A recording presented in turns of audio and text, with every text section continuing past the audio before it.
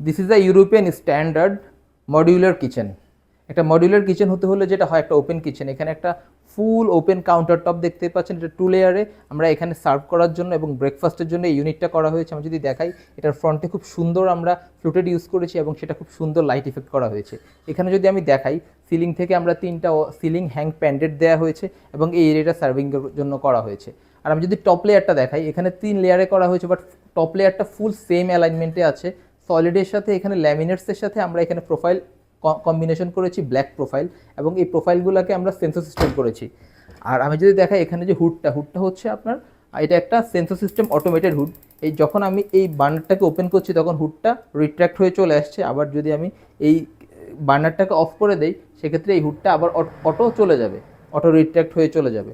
এবং আমাদের এই যে সবগুলো ক্যাবিনেট আমি দেখাই, সবগুলা ক্যাবিনেটই সেন্সর সিস্টেম এবং সেটা অটো রিট্র্যাক্ট হয়ে যাচ্ছে।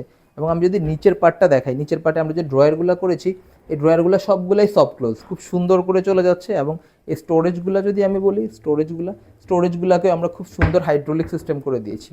এই গ্রানাইট থেকে শুরু করে বার্নার, সিঙ্ক এবং এই যে কম্বিনেশনটা, ফুল কম্বিনেশনটা এই কিচেনটাকে খুব সুন্দর অ্যান্ড অ্যাস্থেটিক ভিউ দিয়েছে।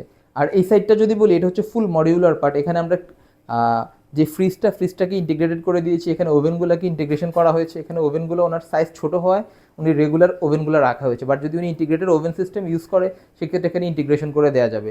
এবং সিলিংটা সব কিছু মিলে ওভারঅল একটা মডার্ন অ্যাস্থেটিক অ্যান্ড একটা মিনিমালিস্টিক লুক এসেছে। তো আপনারা যারা এই ধরনের মডার্ন অ্যাস্থেটিক কিচেন করতে চান, আপনারা